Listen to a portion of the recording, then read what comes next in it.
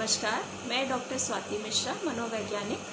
आज जी TV news के माध्यम से कोविड पेशेंट्स की एक नई समस्या जो कि मेरे सामने कुछ दिनों पहले आई है, उसके बारे में आप सबसे बात करना चाहूँगी।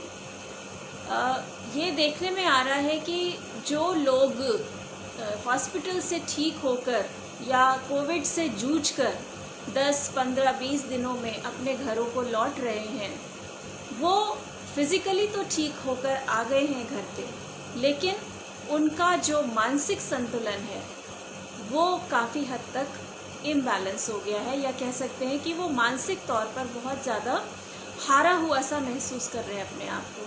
हालांकि वो बहुत बड़ी महामारी से जूझकर, लड़कर और विजय पाकर निकल कर आए, लेकिन मानसिक तौर पर वो अपने आप को समझा नहीं पा रहे हैं।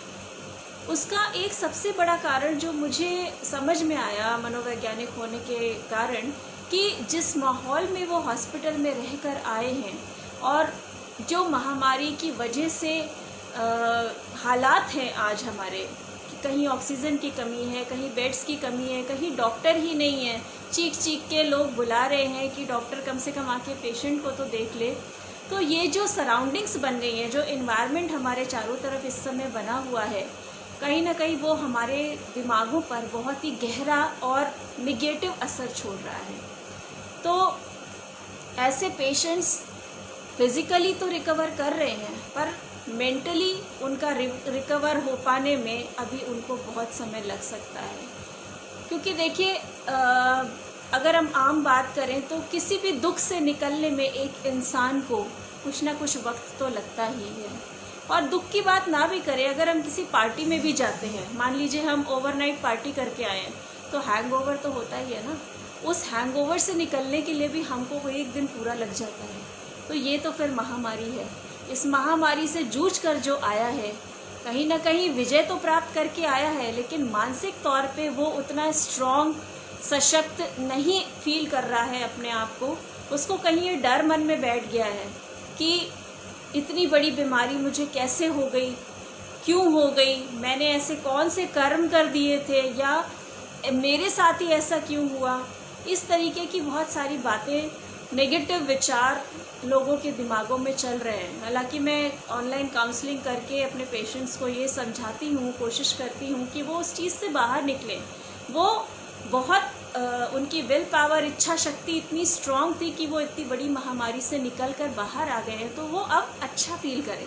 नो डाउट प्रिकॉशंस लेने की बहुत ज़्यादा ज़रूरत है, क्योंकि एक बार जो इन्फेक्शन लगा है, भगवान न करे वो दोबारा लगे, क्योंकि अगर आप अच्छे से प्रिकॉशन लेके रखेंगे तो ऐसा बिल्कुल नहीं होगा। तो निगेटिव बिल्कुल मत सोचिए। और मैं एक बात और कहना चाहूँगी कि जो भी घर वाले हैं उनके, अब वो इतने दिन तक जो है वो अकेले रह कर आए हैं, तो घर वाले उनको पूरी तरीके से, पूरे मन से अपनाएं। उनके हाव भाव में या व्यवहार में बदलाव ना आए, क्योंकि पेशेंट को अगर ऐसा लगेगा कि वो रिकवरी के बाद भी उसके घर वाले उसको उस तरीके से अपना नहीं रहे हैं, ट्रीट नहीं कर रहे हैं, तो उसके दिमाग पर और ही गहरा और गलत असर पड़ सकता है। तो ये मेरी रिक्वेस्ट है सभी से कि जिनके भी घरों में कोविड पीड़ित रहे हैं या ठीक होकर वापस आए हैं, तो वो भगवान का ज़रूर शुक्र गुजार रहें और ईश्वर से प्रार्थना करें कि दोबारा ऐसा ना हो, और पूरे मन से उसको, क्योंकि वो आपका ही फैमिली मेम्बर है, उसको पूरे मन से अपनाएं, उसके साथ वैसा ही व्यवहार रखें जैसा कि पहले था आपका, और उसको पॉजिटिविटी की तरफ मोड़ने की कोशिश करें।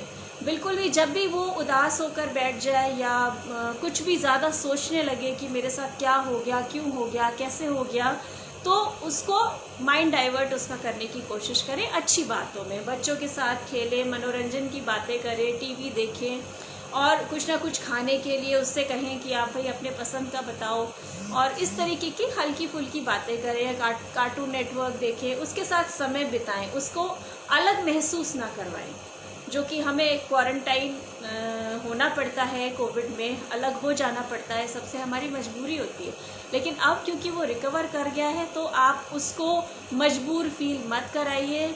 और देखिए, सबसे ज़्यादा मैं ये कहूँगी हर उस कोविड पेशेंट से जो रिकवर होकर आया है, कि आप खुद को खुद ही समेट सकते हैं।